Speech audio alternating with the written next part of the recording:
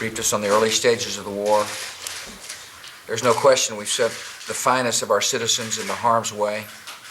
They perform with great skill and great bravery. We thank them. We thank their loved ones. We appreciate their sacrifice. Word from Secretary Powell, who briefed us on the ever-growing coalition of the willing nations who support our deep desire for peace and freedom. Over 40 nations now support our efforts. We're grateful for their determination. We appreciate their vision, and we welcome their support. As well, we discussed the need to make sure we have plans in place to encourage economic vitality and growth. We will continue to push for a Medicare system that is compassionate for our seniors. We care deeply about the fact that some children in our society can't read. We want the best of education for every citizen in America. This cabinet is confident about the future of our country. We're confident we can achieve our objectives. I'm grateful for their service to their country. As the president just a few moments ago, and he made two essential points. One is that this is an effort to make the country more secure, and then at the end talked about the fact that the business of the country continues to go on. He talked about a Medicare system that takes care of the elderly and an education system that helps children to read. These are important messages from the United States government that even as the country is at war, the business of the government, the domestic agenda of the government goes forward. Now, in truth, John King, whether anyone really in the government today is focusing on those other issues, I think is questionable. In the days ahead, certainly, but today, I suspect in every office, they are thinking about the war. Well, Aaron, very questionable that anybody in Washington is spending much attention on the domestic agenda right now, but it is actually a point of contention between the White House and its allies, the Republicans in Congress and the Democrats. The Democrats want to call a timeout right now and pause the business of the Congress. The Republicans say, no, let's keep going with the Bush tax cut. Let's keep going with the Bush budget. Democrats say, let's pause for at least a few days to reflect on what is happening overseas. So there is actually a domestic political dispute going on even in the early hours of this war. But as you noted, the president's main point here was to show the American people he is at work and that he has his team together here in the White House and overseas. The president's point was trying to make the case that despite all the criticism we are hearing in France, in Russia, at the United Nations and elsewhere, Mr. Bush trying to make the case that there are now more than 40 nations in this coalition against Iraq. Only a few are actually providing hardware, military hardware and military personnel on the ground, but the president trying to make the case that across Europe, across the Arab world, across Asia and elsewhere, he does have support for this operation still in its early hours in Iraq. John, would it be fair to say that the Republicans wanting to move the domestic agenda at this point might have something to do with the fact that in a moment like this, the president's popularity, the president's political strength is higher than it might otherwise be at any other time. And so those agendas have more popular support, perhaps, and a greater likelihood to pass. You hit the nail on the head, and it is one reason the Democrats do not want to deal with this right now. They do not want to be on the floor of the House or the floor of the Senate saying the president's tax cut would favor the rich, the president's spending priorities are out of whack, the president is trying to spend too much federal money at a time of war. Those are arguments the Democrats very much want to make, not arguments they want to make in front of a camera to the American people right now when they say it is time to rally, especially around the troops, but also rally around the commander-in-chief. John, thank you. John King at the White House, Andrea Koppel at the State Department. To what extent is there a diplomatic story that is unfolding right now?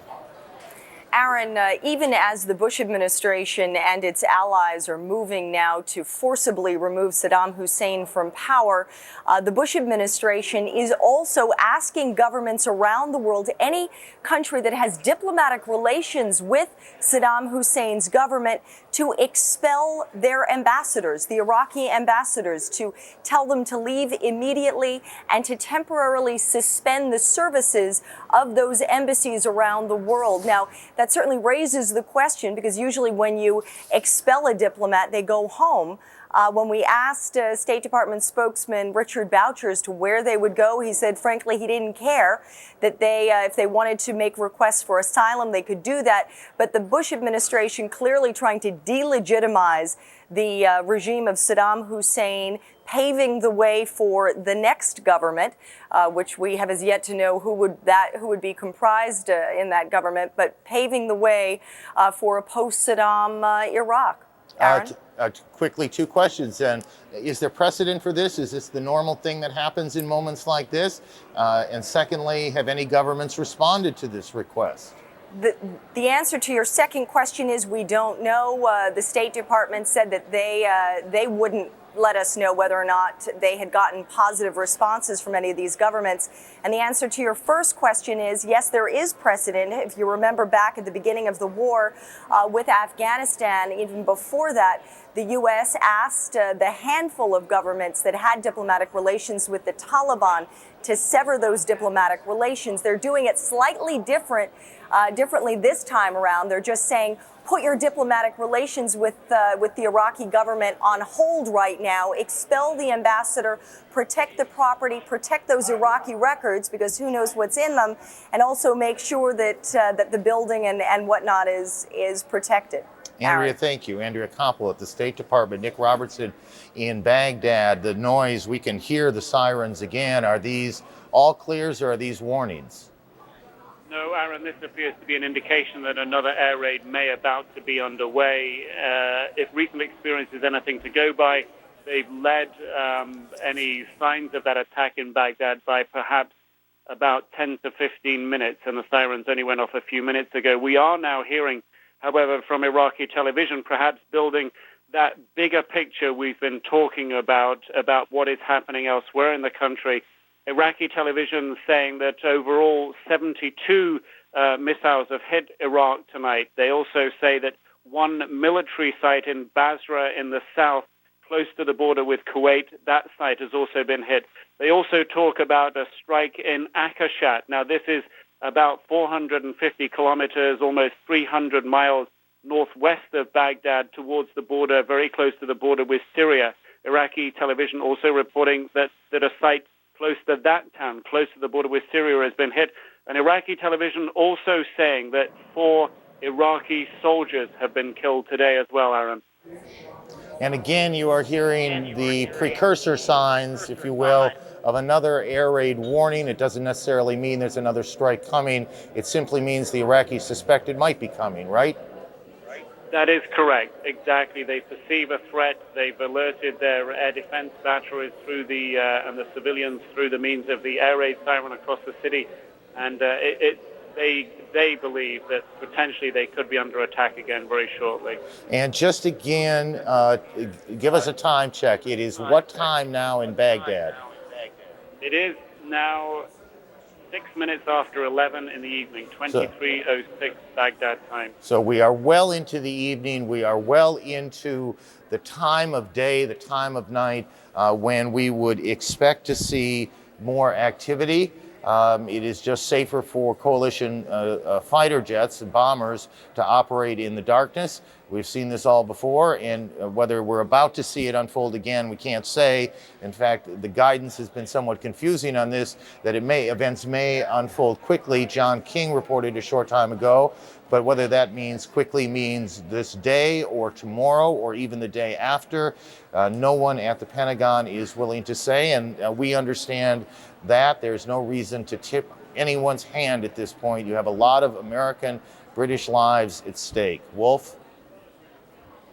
You know, Aaron, to borrow a phrase from football, American football, they may be calling audibles at the line of scrimmage, meaning they may be improvising as they're going along, depending on what's happening on the battlefield. Let's get some more insight, though. Barbara Starr, our Pentagon correspondent, is standing by. Barbara? Well, Wolf, there are indications from officials here that this activity we have been seeing over Baghdad tonight now should not be considered really the opening hours of the war, the full-blown air and ground campaign. There are indications that we really should be paying a lot of attention to what Secretary of Defense Don Rumsfeld said earlier today, that we'll all know this when we see it, that when the shock and awe campaign, so to speak, begins, it will be something like we have never seen before. What we are seeing here, we have, of course, seen many times before, individual targets being bombed, then a lull in the bombing, and then coming back for additional waves. Officials here saying is every indication we should not consider this the beginning of the war. But what they are doing is very important to them. What they are trying to do is finish the psychological warfare phase of this campaign. A lot of what you're seeing here is an effort to ratchet up the tension within the Iraqi military, within the Iraqi high command, make sure they think that the American planes are coming after them each and every night until the full-blown campaign starts.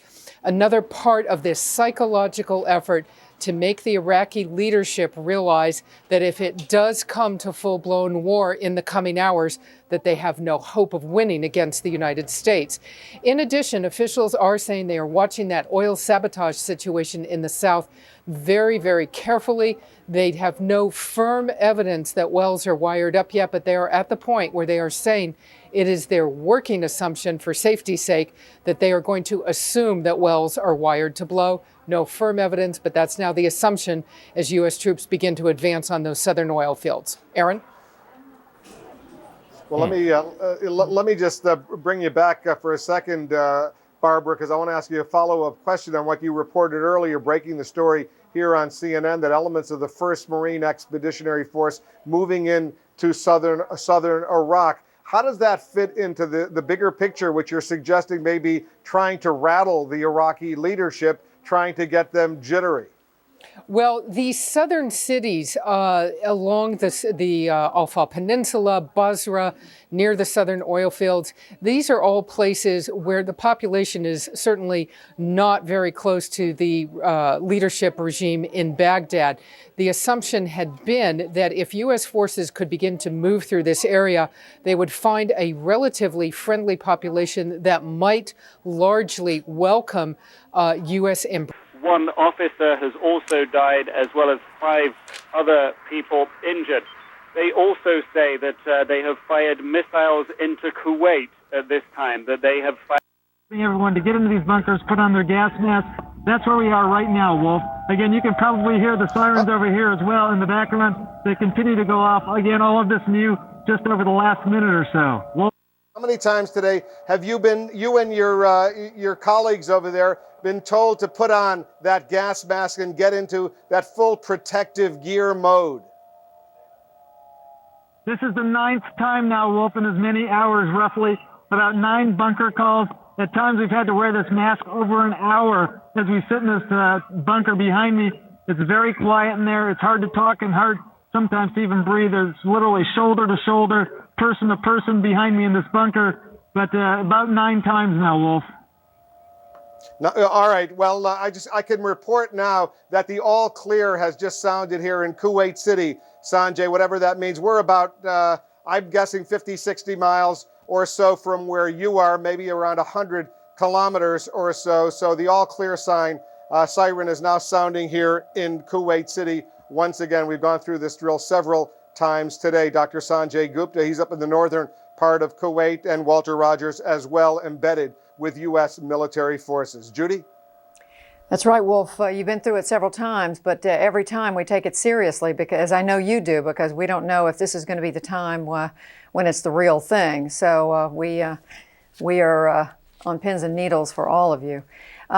Watching all of this, of course, at the White House, President Bush today, anxious White House officials to indicate that they have a broad coalition of countries supporting them. Our senior White House correspondent, John King, is with us. John, it seems to me the messages coming from the White House today all had a consistent theme, and that is that we are not in this alone.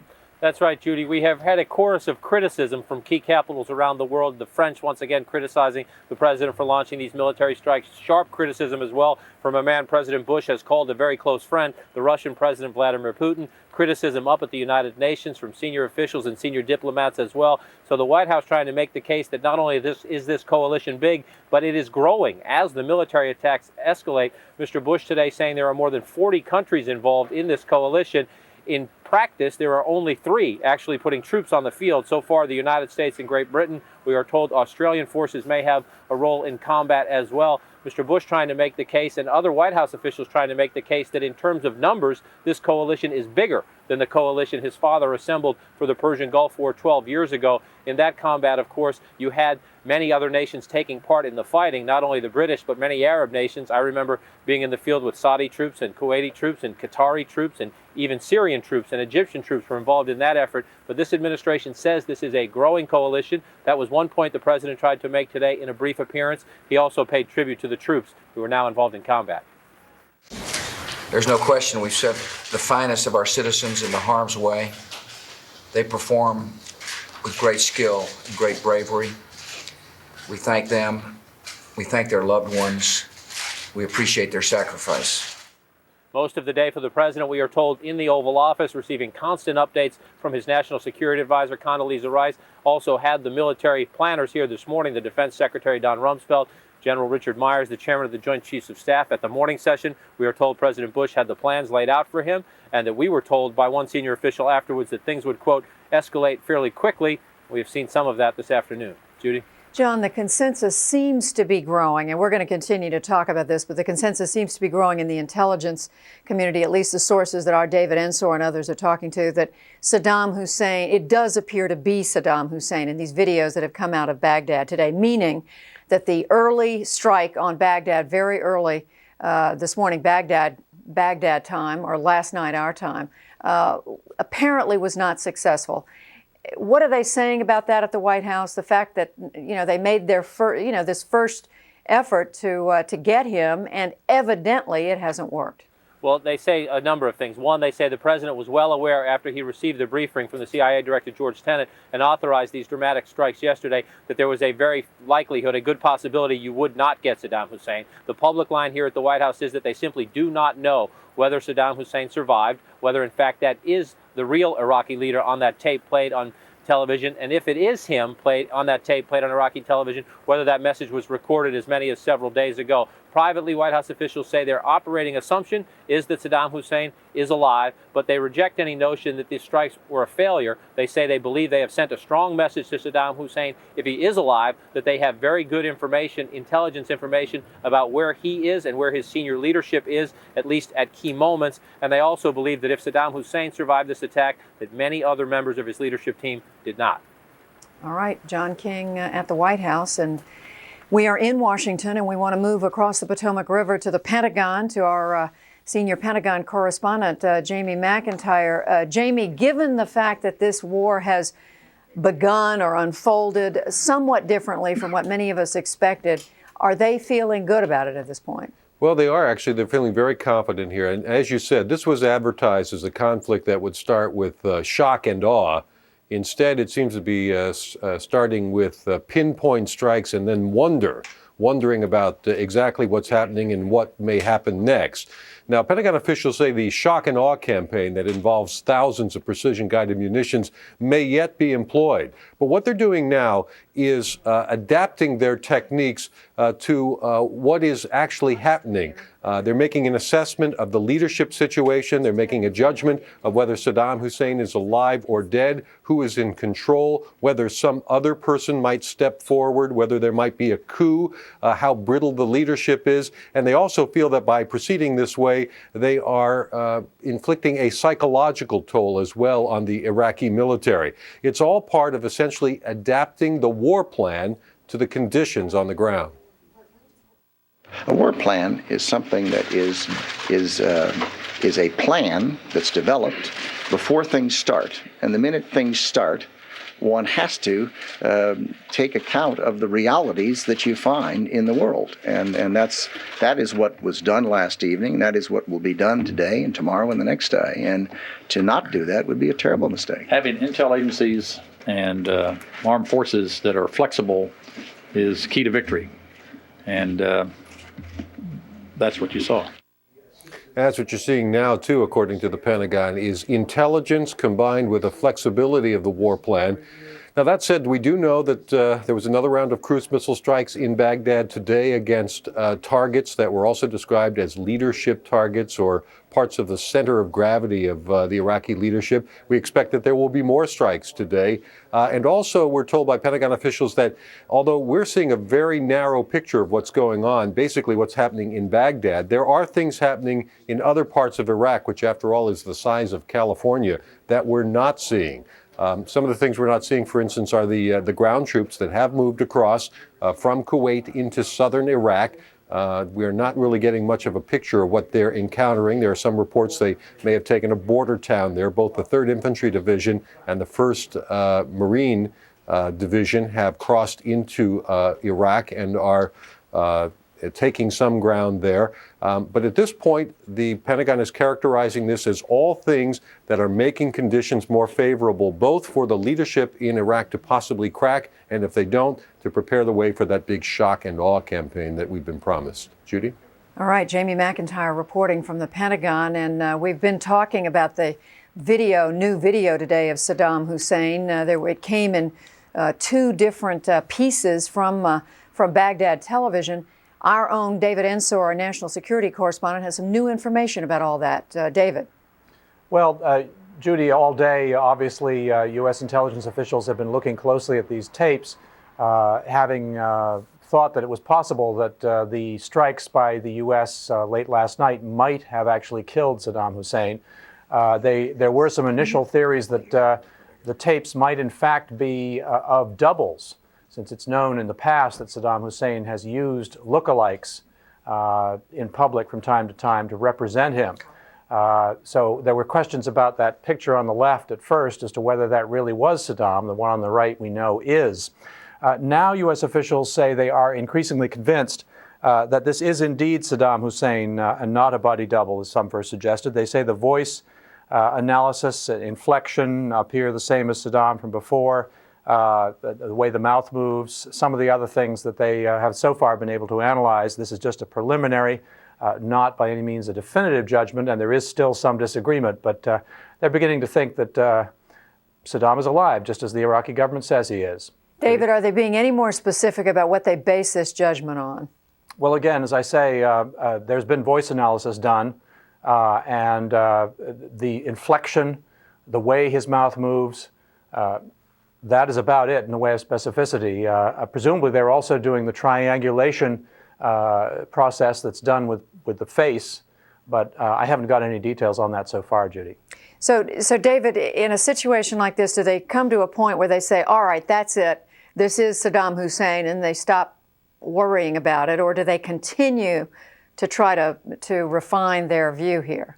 I think they will continue to work, particularly on the visual side of these tapes, to satisfy themselves that their initial judgment is correct. And you may not get a definitive announcement for even maybe a matter of days, but there's an initial judgment, and a fairly strong one from the officials I've spoken to, that this probably is Saddam himself, and that he apparently has once again eluded an American attempt to kill him.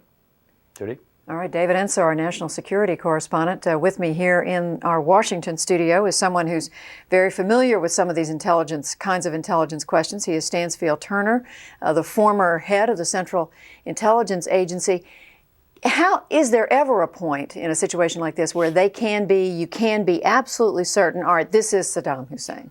Probably never absolutely certain, Judy, but the evidence will get up to the 90% confidence level. I think from what we're hearing from David, it's probably up 70, 75% right now. When we heard David saying they're looking at how his mouth moves, the so-called triangulation of the face, where they measure the distance between his eyes and so forth.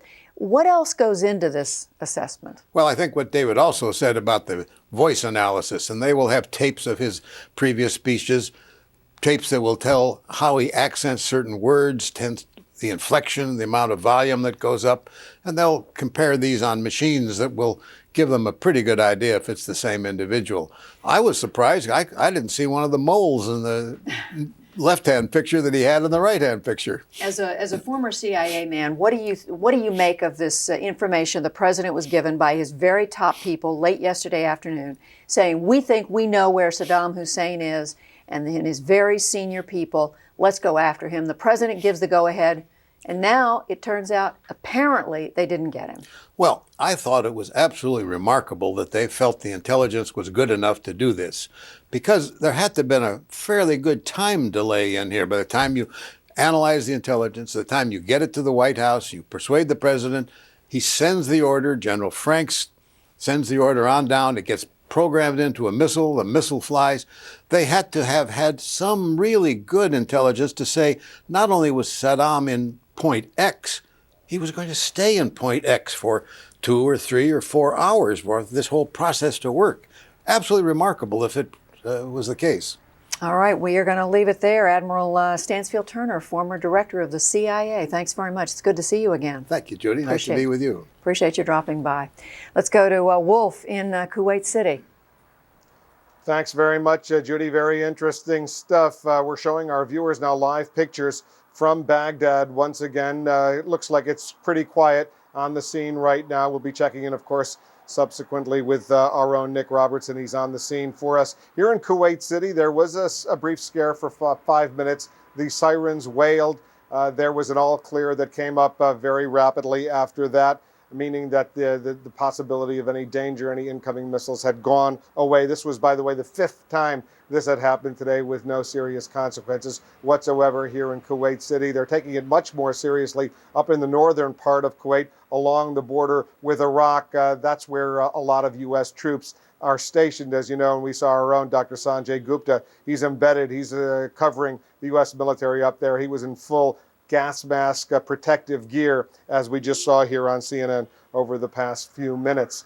Let's go back to the CNN Center in Atlanta. That's where CNN's Miles O'Brien is standing by for some good military analysis with our military analyst, General Wesley Clark. Miles? Thanks very much, Wolf. We're going to focus a little bit on the Iraqi coastline, specifically the port city of Basra. You know, the Iraqi coastline is only 19 miles in distance. Going back to the 91 war, that was a big part of the reason that Saddam Hussein went into Kuwait was to gain some coastline and some port access. That Basra port is somewhat limited, but it's a very strategic place right now. General Clark, walk us through the strategy of Basra as we take a look at some satellite imagery from our friends at Keyhole Graphics, Digital Globe. First of all, I want to highlight what we're talking about here. As you know, of course, U.S. forces are staged all along that border there. And right in this spot right here is Basra. Now, as we move in a little bit closer, let's talk about, well, let's give people the lay of the land, shall we? What you've got here is, this, of course, is a border between Iraq over here and, let me give you the right thing. Give me the right thing. Hang on. Okay, now go. Iran, Iraq. Fortified area in here, very key piece of ground for Saddam Hussein during the 1980-88 war with Iran. Used chemical weapons down here. This is a military city, second largest city in Iraq. Got a lot of military potential there, and it's on the route to Baghdad. Let's start moving toward Baghdad. We're going to take this is essentially where the Tigris and Euphrates rivers come together. They drain out in Basra. This is literally, we're talking about the cradle of civilization that we're going up here. Garden of Eden. And as we take a left here and move up along the Tigris River, I want to bring in General David Grange too and ask him about, you know, you look at these maps, some of these political maps, General Grange, and you don't really get a sense of the terrain here. And the closer you get down, the more you realize how harsh it is, right? General Grange? I think we've lost him. Let's move along and the answer is yes. Because when you get right down to it, look at this area. This was an old swamp here. It's where the Marsh Arabs lived. And Saddam Hussein created an echo disaster there by draining that swamp to go after the Marsh Arabs who had rebelled against him after the Gulf War. Now, somewhere along here, some commander at some level is going to have to make a decision to cross the river. Exactly. Because in order to get to Baghdad, you got to cross the Tigris River. Let's go through a quick animation and explain one way that can work. This is not new technology. Matter of fact, you told me a moment ago. It's about 40 years old, but it's good technology. Okay, what you do here is you bring one of these things up. It's a armored vehicle launched bridge. There you go, and it's a scissor truck like none you've ever seen. I don't even know how this thing doesn't topple over. Look how it does its work here. And obviously you're limited on the size of the river that you can ford, the firmness It's about of the 55 feet across that bridge. Yeah, and off then the truck goes off its way, and on goes the column of armor. Well, that sort of makes it look simple. It isn't that simple, is it?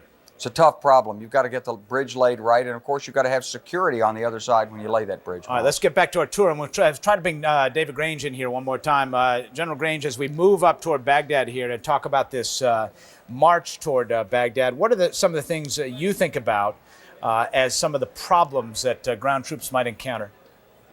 Well, you know, the river crossing that you just showed is a substantial one, because not all the river crossing sites are 55 feet, or the banks appropriate to lay a bridge. So you may have to use rafts, you may have to, like General Clark said, you definitely have to put people on the other side to secure the far side with helicopters or some means before you even start that. Then you have a series of canals that are tied to irrigation projects, tied to the lakes that are on the west side of Baghdad that crisscross throughout the area. You have berms that have a slope gradient that is extremely tough for some types of vehicles. And then you also have power lines. So all these things affect movement and weapons, the firing engagement of enemy forces with weaponry. It's not that it can't be accomplished, you can get through it. But it is a challenge, and the U.S. and British forces train on just those obstacles on a continuous basis. And the other thing that you don't see, of course, in the geography is landmines. And landmines are very sophisticated today, and some very difficult to detect. All right, so just to give people the orientation here, here's that Tigris River out there, and here's the center of Baghdad. Somewhere along that trek, some 280 miles, I think I measured the other day, somewhere along that way they're going to cross. We don't know where that's going to be, but that's going to be a crucial choke point. And the thing that has come up as we look at the distance here, of course, this probably would not be an ideal place to do it right there in Baghdad. Probably do it before that you get to Baghdad. My guess is you'd have one force that crosses somewhere north of Basra, one force that crosses maybe 100 miles north of that. All right, and that's a choke point, and that's where you run into the risk with a column forming, and I would like you both to comment on this, with a column forming, things stalling, where it might be tempting to use chemical weapons, for example. There's no question that if you're fixed in a stationary position and you're working on something like that, you do become more vulnerable. But of course, we know that. And so before we would do that river crossing, we would do everything in our power to make sure that he wasn't able to use chemical weapons against us. David Grange, want to add in on that? Well, that's a great point, because the chemical weapons, the place to use them, and you can use it by just, for instance, detonating a chemical supply dump near a river crossing site, as an example, along a main avenue of approach that supports 70-ton tanks, as an example. So you really don't even have to fire munitions. You can actually detonate something like that to stall the forces. So this is something that is critical on the reconnaissance. Reconnaissance, not only looking for enemy soldiers and equipment, but reconnaissance to sniff the air for chemical agents, so you can keep everything moving. You don't want to stop in vulnerable areas where then you can be engaged by enemy artillery or rocket fire. All right, final point, General Clark, this distance, some 300 miles or so, that's a long march. There's a lot of supply and logistic concerns when you start talking about marching through the desert with armor and supporting all those troops and all that equipment. What's the biggest concern? First thing is you got to keep the fuel coming to the forces, because these tanks have to be refueled about every 6 to 8 hours. Gallons per mile, we're talking right. about. Absolutely. All right, watch the tankers. That's another thing to take care of there. All right, thank you very much, both generals. David Grange, General Wesley Clark, we appreciate you both being with us. We'll be checking in with you all throughout the weekend, all throughout the evening, I should say. Wolf. Thanks very much, Miles. Thanks to the generals as well. We're getting some news in from CNN's Christiana Manpour. She is telling us that a British military spokesman has now told her that British forces have launched a move on the southern El Fa Peninsula in southern Iraq, a strategic location. British forces moving in on El Fa. If you have a map, you'll know where that is. It's a very important location. The British spokesman is denying a report from the Kuwaiti news agency that Qasr, the huge Iraqi port in the southern part of Iraq, has already fallen. The British military spokesman telling Christian that report is not true, but British military forces now moving on the El Fa Peninsula at the same time that Marines, U.S. Marines, are moving into southern Iraq as well. We're going to continue to monitor those developments, a lot of military activity along the Iraqi-Kuwaiti border. In the meantime, back to you, Judy. Thanks, Wolf. A lot to keep track of right now. We just heard Miles talking with the generals about chemical weapons. And in fact, we have some new information that our State Department correspondent, Andrea Koppel, is able to report about the French and chemical weapons. Andrea? That's right, Judy. A disturbing discovery in a French rail station. In fact, one of the main rail stations, train stations in Paris, known as Gare de Lyon. According to a French diplomat who spoke with CNN, on Monday, police got a phone call from some people at the rail station saying that they had found some bottles in a locker. Well, it turns out that in 2 of those 5 bottles, there were traces of ricin that were found to be inside.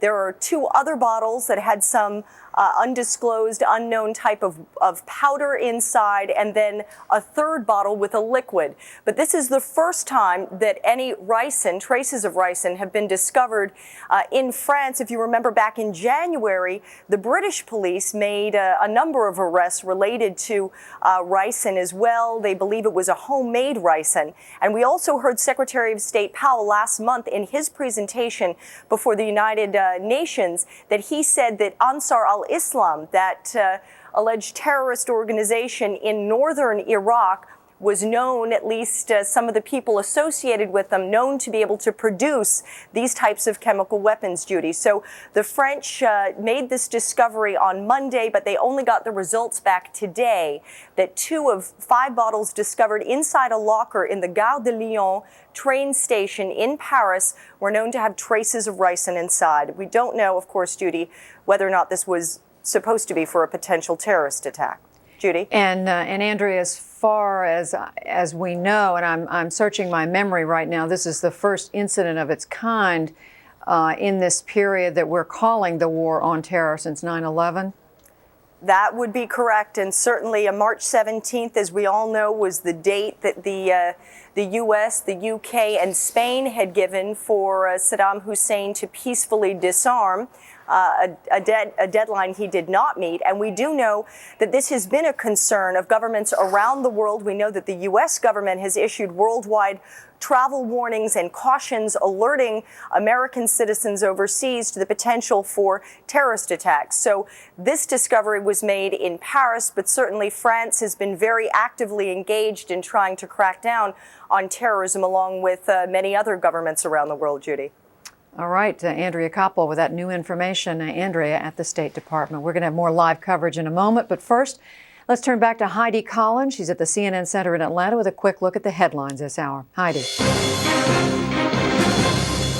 Thanks, Judy. I am Heidi Collins here at CNN Center in Atlanta. 4:30 here. That means 12:30 in the morning in Baghdad. And here is what is happening in the strike on Iraq at this hour. Within the past hour, our Nick Robertson reported more detonations in Baghdad in the second round of the U.S.-led attack to disarm and overthrow Saddam Hussein. The offices of Deputy Prime Minister Tariq Aziz reportedly were hit. Iraqi TV reports 72 missiles have hit the city since U.S. airstrikes began, killing at least 5 people. The first wave of ground troops has crossed into Iraq from Kuwait. Now, U.S. Marines clashed with Iraqi forces near the border and reportedly destroyed 2 Iraqi armored personnel carriers. British officials say Iraq launched as many as 10 surface-to-air missiles into Kuwait. They say all missed their presumed targets, and none appeared to carry biological or chemical weapons. President Bush and his cabinet are reviewing their next steps and strategies in the war on Iraq. During a brief appearance before the cameras, Mr. Bush praised the performance of U.S. military forces, and he said the numbers of countries supporting the strike on Iraq has now increased to more than 40. Our strategies. That is a quick look at the headlines at this hour. Now more on CNN's coverage of the strike on Iraq.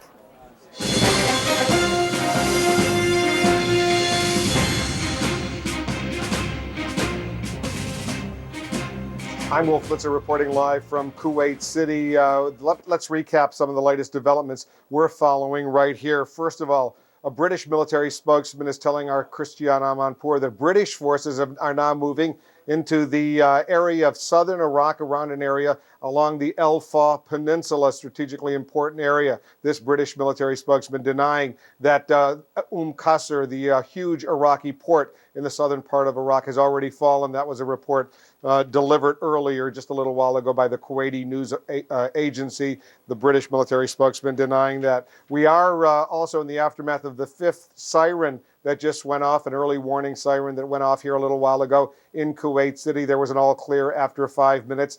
Fifth time today that has happened without any significant damage. At the same time, we are told that as a precaution, at least for the time being, temporarily, they are shutting down the Kuwait City airport on the outskirts of Kuwait City. The Kuwaiti airport is being closed temporarily to deal with these emerging issues. A lot going on here in this part of the world. A lot of military activity in the northern part. U.S. Marines moving into southern Iraq, the Marines from the 1st Expeditionary Unit. And Judy, I have to tell you that it's going to get more intense before it starts easing up.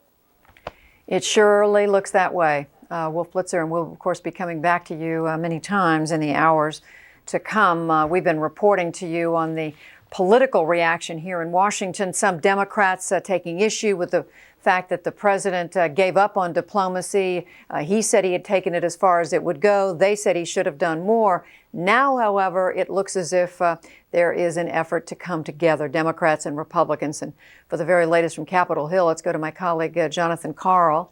Jonathan. Yeah, Judy, we've been seeing a display of unity on the Senate floor that has, in recent weeks, seen anything but unity. What they are now doing is coming together on a resolution expressing support for the troops doing the fighting in Iraq and also for their commander-in-chief, the President of the United States, George Bush. The resolution reads in part that Congress, quote, commends and expresses the gratitude of the nation to all members of the United States Armed Forces. And expressing that gratitude, it also very interestingly singles out America's allies and specifically the leader of Great Britain. Expresses, as you see there, sincere gratitude to British Prime Minister Tony Blair and his government for their courageous and steadfast support. Now, in introducing this resolution, which is expected to be voted on later this afternoon, you had a remarkable display of unity involving the top Democrat and the top Republican in the Senate. Take a look at this.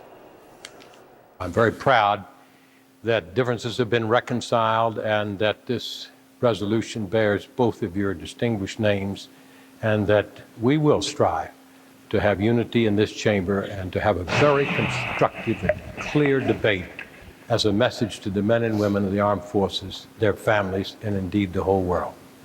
I wonder if the senator from Virginia would just yield so I could add a similar thought. I wish all of our troops could see the two of you standing together here. I had no doubt we would unite in support of our troops. When the time came, that's exactly what's happening. And this picture is a very eloquent statement about the unity of this Congress once we are committed to combat.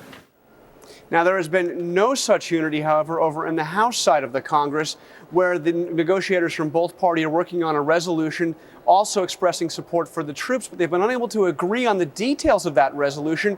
What we are learning is that in these negotiations, Democrats have rejected to one very specific line in the resolution drafted by Republicans. That line reads, quote, "It commends the president for firm leadership and decisive action in the conduct of military operations in Iraq as part of the ongoing war against terrorism." Now, Democrats object to that for two reasons. One, they don't want to praise the president for decisive action. Many of them disagreed with this decisive action. And also, they do not see Iraq as part of the ongoing war against terrorism. So there is a little bit of a wrinkle over there in the negotiations in the House where nerves are quite raw on this. They're still trying to get it through today, and they would like it to be unanimous. They want to have unity over there, but right now they have anything but unity, Judy. It's never easy there, is it, John? No. All right, John Carl reporting from the Capitol. Yet another story we're following today here in the United States, and that is an FBI lookout. And let's turn quickly to our justice correspondent, Kelly Arena, for the very latest. Kelly. That's right, Judy. The FBI has issued a be on the lookout for a man named Adnan El-Shukrajuma. He's wanted in connection with possible threats against the United States. The FBI says that he is 27 years old, between 5'3" and 5'5", approximately 132 pounds. Now, sources say that his name came up in documents seized along with al-Qaeda leader Khalid Sheikh Mohammed. Those documents, according to sources, refer to him as someone who would be able to carry out a suicide attack. Now, the FBI will only say that he poses a serious threat to U.S. citizens and interests worldwide. His whereabouts at this time are unknown, but sources say that he was last seen in the United States in early 2001 in South Florida. Also, according to sources, he may have some connection to the Airman Flight School in Norman, Oklahoma, where accused terrorist Zakaria Moussaoui took lessons. Now, when contacted, the flight school told CNN that it doesn't have any record of anyone by that name attending. The FBI is asking the public, it's asking its state and local partners for help in locating this individual for questioning. Now, this search is just one of the many counterterrorism measures underway right now. Also today, teams of agents from the FBI and the Bureau of Immigration and Customs Enforcement began seeking out Iraqi nationals who are unlawfully in the United States, and they are apprehending them.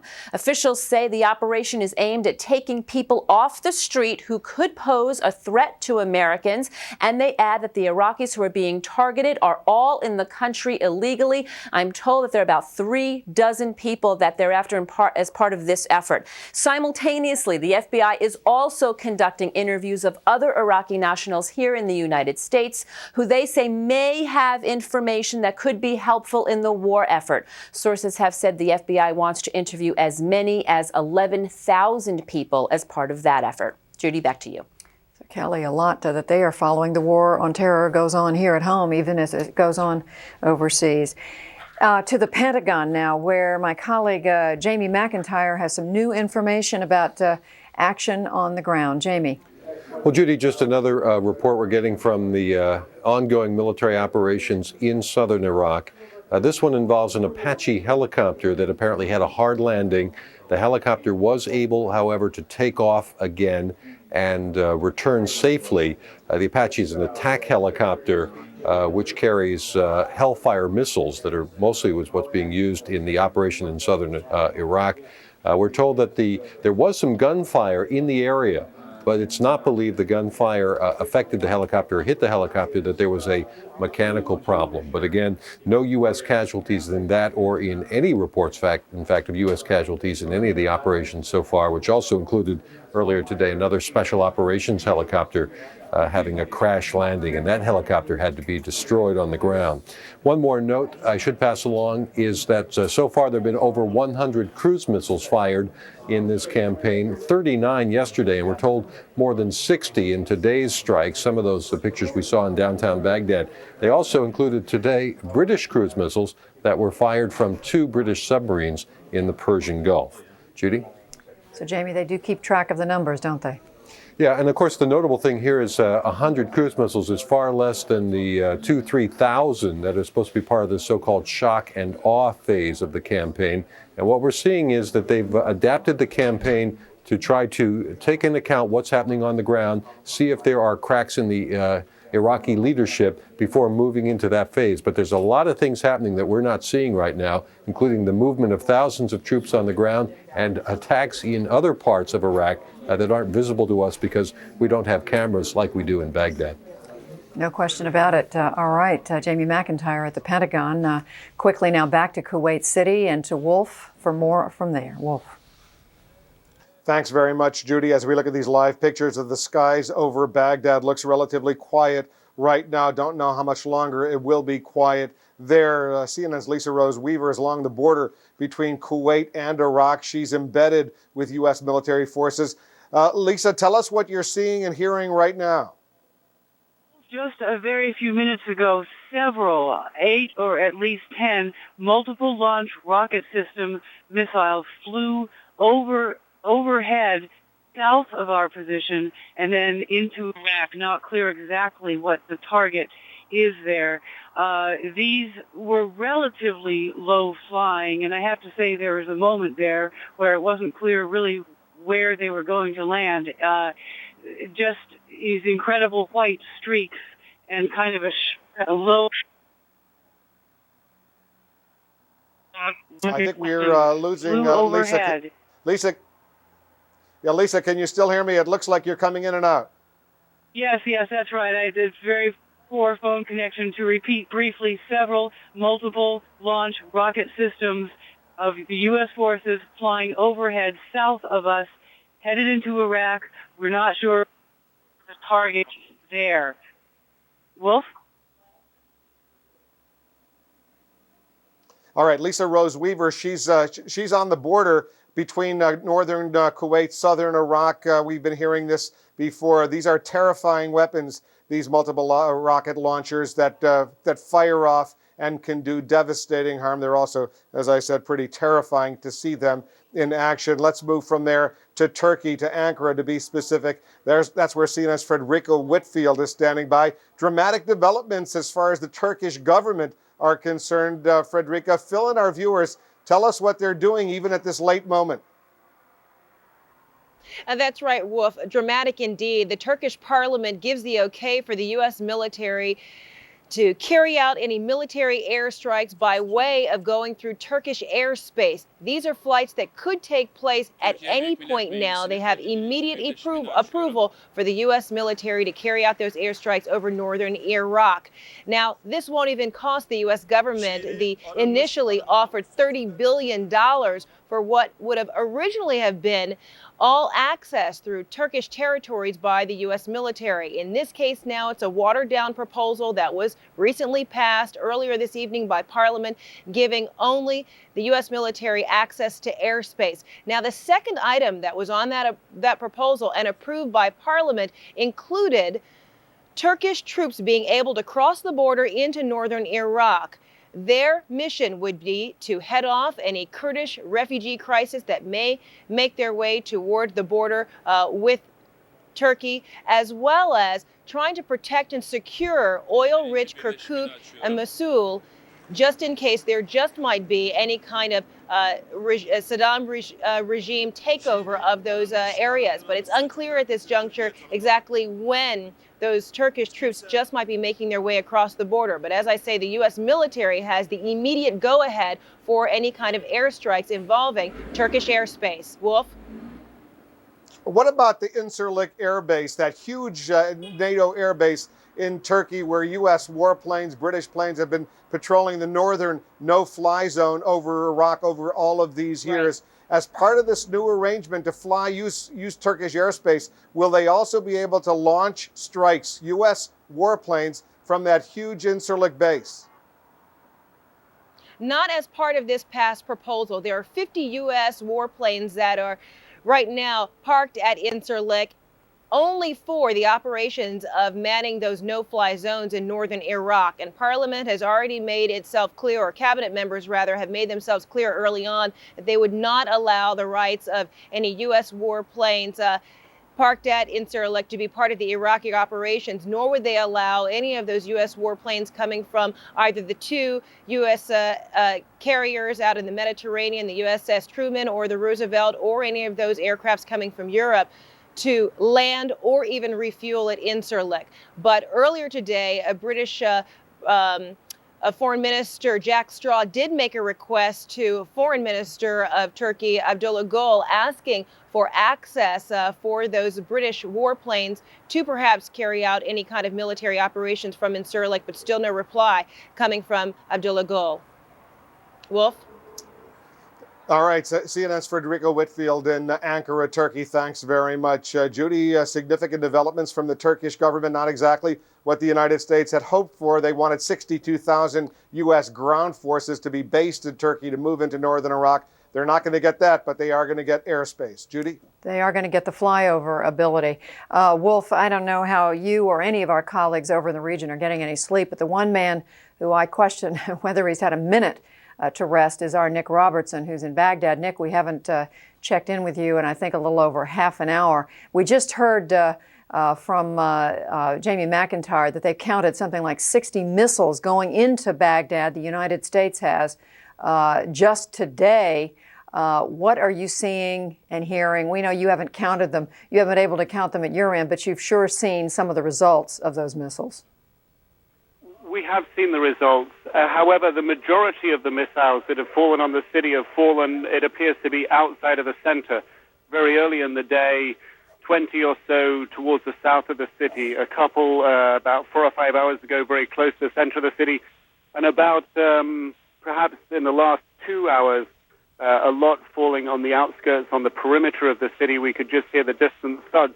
The all clear here sounded about an hour ago, and the situation seems in the city at this moment very quiet, very calm, no traffic around at the moment, and we're in a period where the all clear has been given about an hour ago, Judy.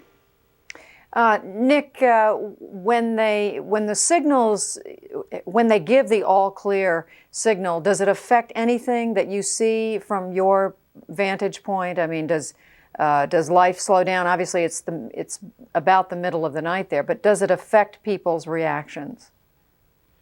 Well, on the occasions when it's gone off, I've seen some people who were out on the street running to get off the street, but it doesn't seem to have a huge effect. There are so few people around at the moment. Most people, it seems, are perhaps staying well indoors or sticking to shelters at this time. Certainly, as far as the number of missiles go today, Iraqi television has reported a little while ago that 72 cruise missiles, according to Iraqi television, have been fired at Baghdad or at this area. However, Iraqi television says that many of these missiles have failed to go off. Now, Iraqi television also reports that Iraq has fired several missiles into Kuwait, one at the Al-Shuhwat area and one at the Doha area into Kuwait. Also, Iraq reporting today that four people have been martyred, 4 martyrs have died, and 1 officer. They also say that 5 people have been injured as well. They also report that the attacks have taken place not only here in Baghdad, but also close to the port city of Basra, and also on the border with Syria, very, very close to the town of Akashat. Nick, at this point, the aftermath of those buildings that we saw hit earlier, when there was at least one building, there were flames, there was smoke coming out of at least 3 different locations. Has all that settled down now? That building is still smoking. The situation elsewhere very much seems to settle down. There's no anti-aircraft fire. And as I speak to you, Judy, Iraqi government officials have organized a trip to one of the city hospitals. I'm along with another group of perhaps